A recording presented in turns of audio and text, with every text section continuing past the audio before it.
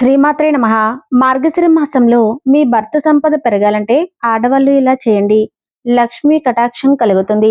మనలో చాలా మంది ఆర్థిక సమస్యలతో ఇబ్బంది పడుతూ ఉంటారు. మహాలక్ష్మి స్వరూపమైన ఆడవారు చిన్న చిన్న నియమాలను పాటించడం ద్వారా మీ భర్త ఆదాయం విపరీతంగా పెరిగిపోతుంది.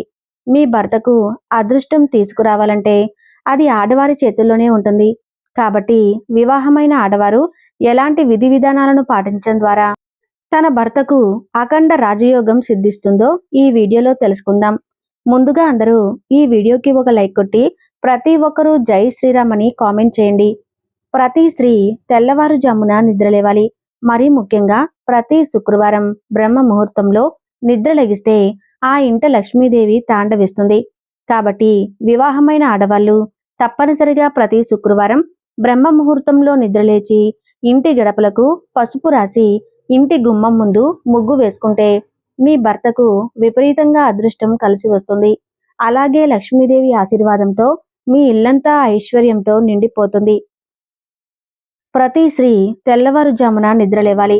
మరీ ముఖ్యంగా ప్రతి శుక్రవారం బ్రహ్మ ముహూర్తంలో నిద్రలేగిస్తే ఆ ఇంట లక్ష్మీదేవి తాండవిస్తుంది. కాబట్టి వివాహమైన ఆడవాళ్ళు తప్పనిసరిగా ప్రతి శుక్రవారం బ్రహ్మ ముహూర్తంలో నిద్రలేచి ఇంటి గడపలకు పసుపు రాసి ఇంటి గుమ్మం ముందు ముగ్గు వేసుకుంటే మీ భర్తకు విపరీతంగా అదృష్టం కలిసి వస్తుంది. అలాగే లక్ష్మీదేవి ఆశీర్వాదంతో మీ ఇల్లంతా ఐశ్వర్యంతో నిండిపోతుంది. పూజా గది శుభ్రం చేయాలంటే శనివారం రోజున మాత్రమే పూజా గదిని శుభ్రం చేసుకొని దేవుని పటాలకు కుంకుమ బొట్లు పెట్టుకోవాలి. ఉంగరపు వెలుతో మాత్రమే దేవుని చిత్రపటాలకు కుంకుమ బొట్టు పెట్టాలి. అప్పుడు మాత్రమే దేవుని అనుగ్రహం మీ ఇంటిపై ఉంటుంది. ఇక ప్రతి శుక్రవారం ఇంట్లో దీపారాధన చేసుకోవాలి. ప్రతి శుక్రవారం లక్ష్మీదేవిని పూజిస్తే డబ్బు పరంగా మీ భర్తకు బాగా కలిసి వస్తుంది. శుక్రవారం దీపారాధన చేసేటప్పుడు ఒక గిన్నెలో నీళ్లు పోసి అందులో కర్పూరం వేసి లక్ష్మీదేవి పటం ముందు పెట్టుకోండి. ప్రతి శుక్రవారం ఇలా చేస్తూ ఉంటే మీరు చేసే పూజలన్నీ తప్పనిసరిగా లక్ష్మీదేవికి చేరుతాయి. వంటగదిలో అన్నపూర్ణాదేవి కొలువై ఉంటుంది. కాబట్టి స్త్రీలు ఉదయం నిద్ర లేవగానే వెంటనే వంటగదిలోకి వెళ్ళకూడదు. ముందుగా ముఖాన్ని శుభ్రం చేసుకొని కాళ్ళు చేతులను నీటితో కడుక్కొని వంటగదిలోకి వెళ్ళాలి. అప్పుడు మాత్రమే మీ భర్త ఆయుష్ పెరుగుతుంది. స్త్రీలకు దీర్ఘసుమంగళి యోగం సిద్ధిస్తుంది. అదేవిధంగా వంటగదిలో అన్నం ఉడికిన తర్వాత అన్నం పాత్రను కిందకు దింపే ముందు ఈ చిన్న పని చేయండి. ఉడికిన అన్నాన్ని కొంచెం తీసుకొని అందులో కొంచెం నెయ్యి వేసి మండుతున్న అగ్నిలో వేయాలి. ఇలా చేస్తే అపార పుణ్యం లభించడంతో పాటు యజ్ఞం చేసినంత ఫలితాన్ని పొందవచ్చు. తద్వారా మీ భర్తకు కుబేరు యోగం వరిస్తుంది. శనివారం రోజున ఎట్టి పరిస్థితుల్లోనూ కొన్ని వస్తువులను కొనకూడదు. శనివారం కొనకూడని వస్తువులు ఏమిటంటే నువ్వుల నూనె, తోటకూర, మినప్పప్పు, ఉప్పు, అలాగే ఇనుప వస్తువులు. ఈ వస్తువులను శనివారం కొంటే మీ భర్తకు అప్పులు పెరుగుతాయి. సంపాదించిన డబ్బు మొత్తం ఖర్చయిపోతుంది.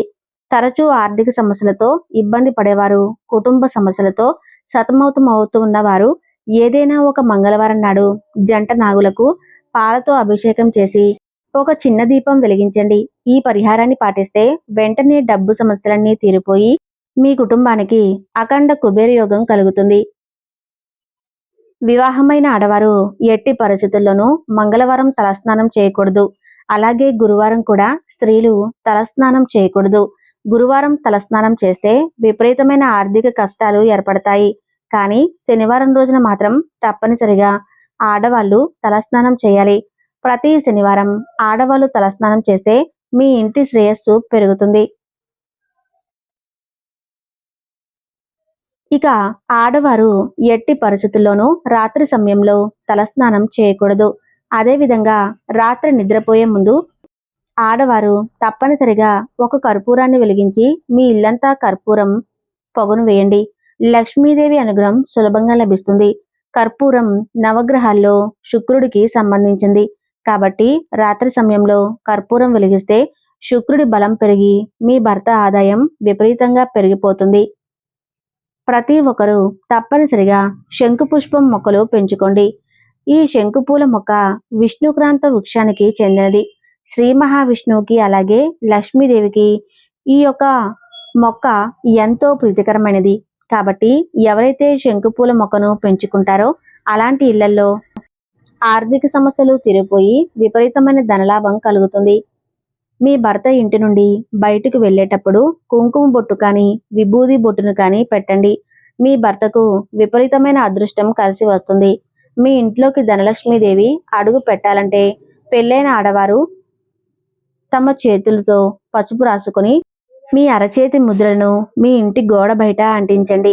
ఇంటి గుమ్మం ముందు అరచేతి ముద్రలు ఉంటే ఆ ఇంట్లోకి దుష్టశక్తులు ప్రవేశించకుండా దైవశక్తులు ప్రవేశిస్తాయి. జీవితంలో గొప్ప స్థాయికి ఎదగాలంటే ప్రతి సోమవారం శివాలయానికి వెళ్ళి చెరుకు రసంతో శివలింగానికి అభిషేకం చేయండి. శివుని ఆశీర్వాదంతో మీ జీవితంలో గొప్ప స్థాయికి వెళ్తారు. ఆడవారి ఇంట్లో దీపారాధన చేసేటప్పుడు దీపం ప్రమిద కింద 2 తమలపాకులను పెట్టండి. తమలపాకు పైన దీపం వెలిగిస్తే ముక్కోటి దేవతల ఆశీర్వాదం లభిస్తుంది. కుటుంబం అంతా ఆయురారోగ్యాలతో అష్ట ఐశ్వర్యాలతో జీవిస్తారు.